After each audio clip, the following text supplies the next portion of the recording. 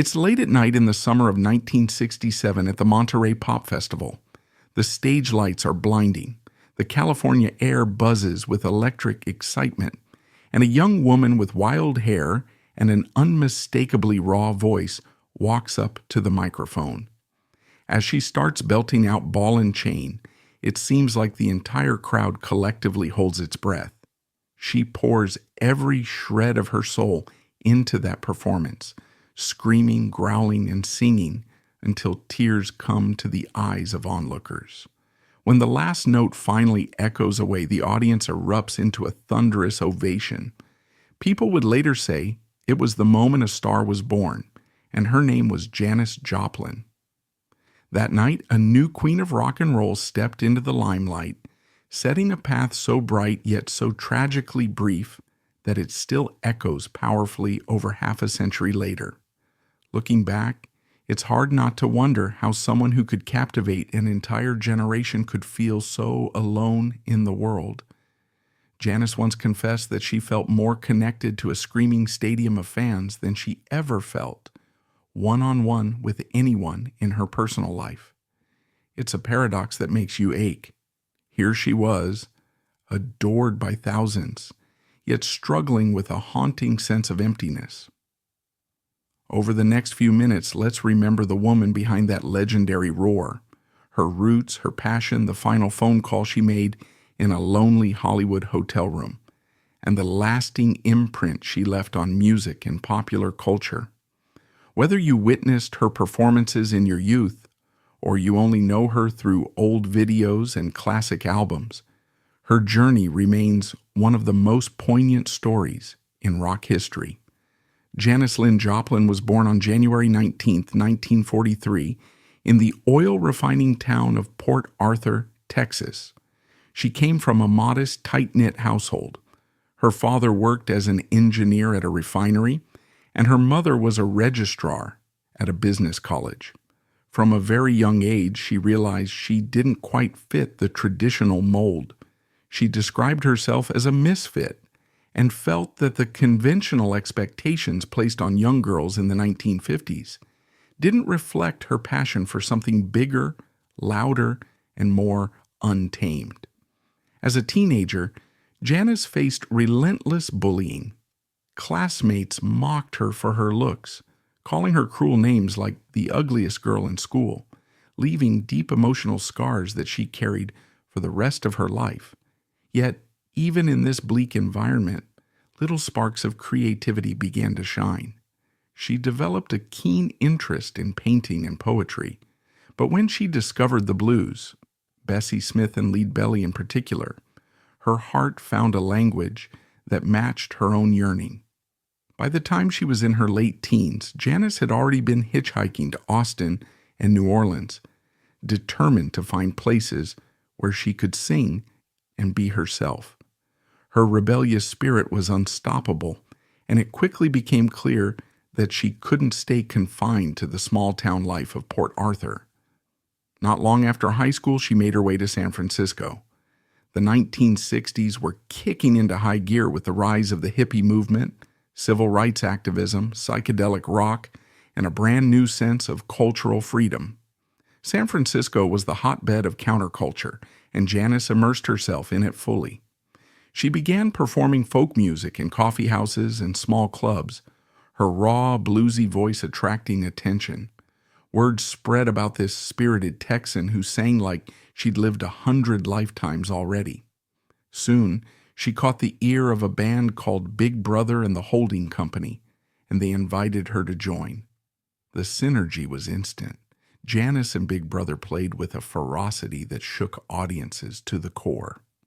During those early gigs, she honed her signature style, belting out rock, blues, and soul with a raspy wail that could either send shivers down your spine or make you feel like you'd been punched in the gut.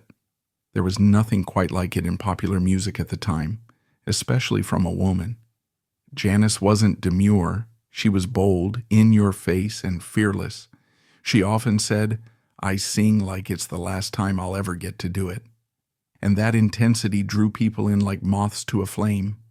Her rise to fame took off most dramatically at the Monterey Pop Festival in June 1967. Legendary photographer Jim Marshall, known for capturing rock's most iconic images, reportedly wept while snapping pictures of Janis that day. The performance propelled her to near-instant stardom, and suddenly she was the voice of her generation. Yet the life of a rising rock star was complicated. San Francisco's Haight-Ashbury district was awash with LSD, marijuana, and heroin, all easily accessible and dangerously glamorized. Like so many others in that scene, Janis wrestled with drug and alcohol use. She had never felt she belonged, and now that she was on the precipice of huge fame, the emotional void felt even larger. She famously wrote to her family back in Texas, "I don't have anybody else, but at least when I sing, I don't feel empty." Despite her internal struggles, in public, she exuded a fierce confidence that made fans idolize her. Big Brother and the holding company enjoyed a wave of acclaim following Monterey. But not long after, Janis found herself yearning for more artistic control and set out on a solo path. In 1968, she began collaborating on what would become her first solo album, I Got Dim Old Cosmic Blues Again Mama. The record offered a more soulful side to her music, blending the rawness of her earlier sound with a horn section and some bluesy undertones that showcased the depth of her voice. Critics gave mixed reviews at the time, unsure how to categorize her brand of rock-soul hybrid. But fans, particularly young women, found in her a kind of empowerment that was rare. Here was a woman who looked and acted nothing like the prim and proper females in mainstream entertainment. Instead, she wore her hair wild, refused to tone down her brash personality, and sang about heartbreak, loneliness, and passion in a way that resonated with millions of listeners. One of her defining moments, beyond Monterey, was her performance at Woodstock in August 1969. Woodstock was chaotic, transformative, and muddy, with nearly 500,000 people converging on a farm in upstate New York.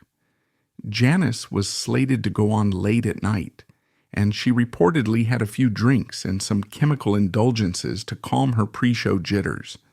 By the time she walked on stage, it was past midnight. Rain-soaked fans were huddled in blankets, and the entire atmosphere felt surreal. She powered through her set, hitting notes that defied the rainy gloom and capturing the sense of hopeful rebellion that Woodstock embodied. It wasn't her cleanest performance. She was clearly under the influence. But those who were there still speak of the collective energy that surged when she sang "Piece of My Heart" under that stormy sky. Janis was at the apex of her fame, but fame itself did nothing to ease her insecurities. She went through a series of short-lived romances, one of which inspired her to get clean for a short time in 1969.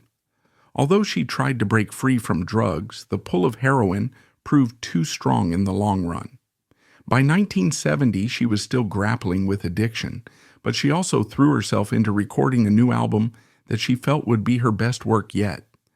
The album was Pearl, a title that captured the tough, iridescent layers of her personality, like a gem formed under pressure. She was working tirelessly in the studio, pushing her vocal abilities and polishing songs that would become timeless classics. Me and Bobby McGee, written by Chris Christopherson and Fred Foster, would go on to be a posthumous #1 hit, making her one of the few female artists in rock history to top the charts after her passing. At the same time, Janis's personal life was as turbulent as ever. She had recently purchased a Porsche 356 with a flamboyant psychedelic paint job, shocking pink, swirling patterns, and kaleidoscopic imagery. This car was an extension of her persona, bright, unapologetic, and impossible to ignore. Even today, the Porsche is a symbol of 1960s counterculture, featured at the Rock and Roll Hall of Fame. reminding fans of Janis's rebellious spirit. In early October 1970, she was staying at the landmark Motor Hotel in Hollywood while finishing Pearl at Sunset Sound Recorders. She was in touch with her fiancé, Seth Morgan, a free-spirited poet she seemed genuinely taken with. On October 3rd, she made a desperate phone call to him, pouring out her feelings of abandonment and insecurity. It's said that she felt alone in Los Angeles, surrounded by the demands of the music business, with no real anchor. That phone call was the last time anyone heard Janis's voice outside a recording studio. On October 4th, 1970, she didn't show up for a scheduled recording session.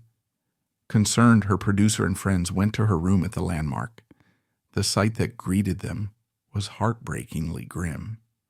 Janis lay on the floor beside the bed, her nose bleeding, a crumpled $5 bill in her hand she'd intended to use for cigarettes.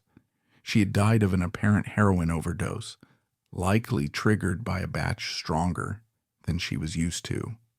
The police report and coroner's inquest described it plainly: accidental death by narcotic overdose.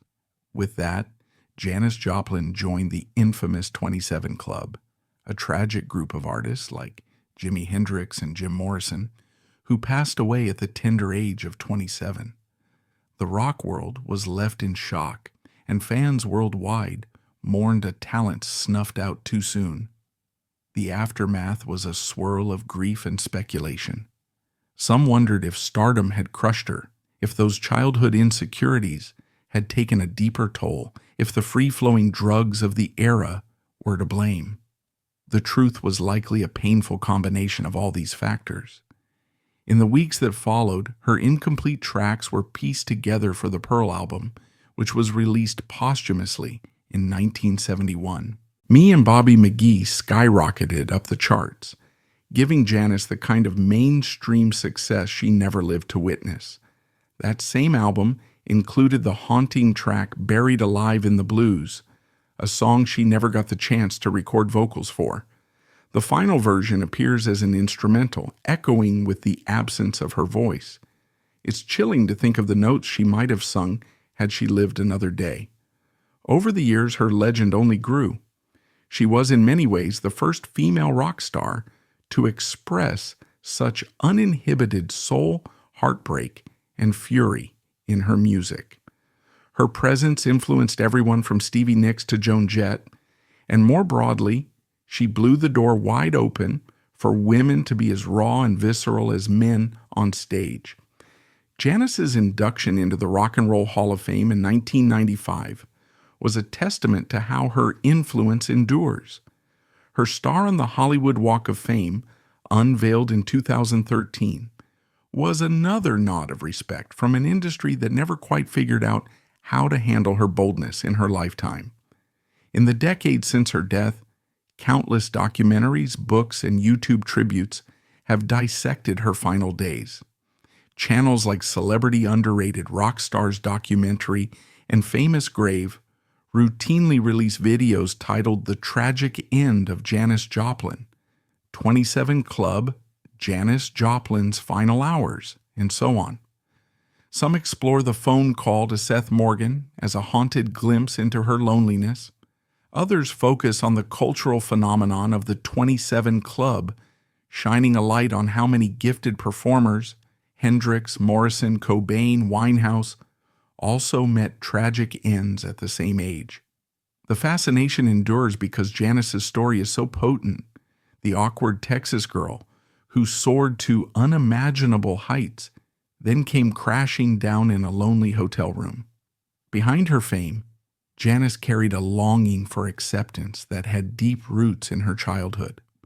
One lesser-known story recounts how, after she became famous, she attended a high school reunion in Texas. She arrived in her psychedelic finery, perhaps hoping to astonish those who'd bullied her. But the visit left her feeling even more hurt. People remembered the jeers and jokes they'd made at her expense, and some snickered at her success, suggesting she was just lucky. She left that reunion with a heavy heart, convinced once again that she'd never truly fit in. Yet for every moment of pain, there were glimpses of her open-hearted generosity. Close friends recall that Janis would often give away her clothes, money, and time whenever someone needed it. She could be volatile and impulsive, but also childlike and eager to make people laugh. These stories offer us a more intimate glimpse behind the public rock star persona, a person seeking love, sharing what little she had, and finding fleeting solace in the spotlight. Ironically, while Janis felt unloved for much of her life, her posthumous fame has been one long love letter from the world. People remain fascinated by her, analyzing her letters to family, collecting rare photographs, and sharing old, bootleg recordings. Her life story resonates with anyone who's ever felt out of place or struggled with insecurities. She reminds us that fame doesn't erase pain, it can magnify it. And even if you have the wildest, most electrifying voice in rock, you can still feel lonely once the stage lights go dim. Colleagues from the era, including members of Big Brother and the Holding Company, have openly reminisced about her sense of humor, her generosity, and her penchant for hugging friends so tightly it felt like she was pouring love into them. They also recall her unpredictability. One night, she'd be the life of the party. The next, she'd disappear into a haze of self-doubt. Fans on social media and nostalgia forums offer tearful tributes, saying how Piece of My Heart got them through heartbreak, or how Cry Baby became the anthem of their rebellious youth. There's a shared sense of gratitude toward Janis Joplin for bearing her soul so completely. In doing so, she lets so many others feel less alone in their own struggles. If there's one final takeaway from her life, it's this: Janis Joplin lived loud. She refused to be silenced by conformity, and her voice, equal parts agony and ecstasy, cut straight to the core of anyone who heard it. In her 27 short years, she made an impact that has spanned generations, influencing everything from fashion to vocal performance. Her memory invites us to celebrate life with unbridled passion, while also remembering the stark dangers of addiction and isolation. Thank you for spending this time remembering Janis Joplin with me. Her story is a testament to the power and perils of rock and roll, but it's also a deeply human story about longing, vulnerability, and the universal need to belong. And that wraps up today's video. If this video resonated with you, please give it a like, leave a comment with your feedback, and subscribe to stay updated on upcoming videos. Appreciate you watching,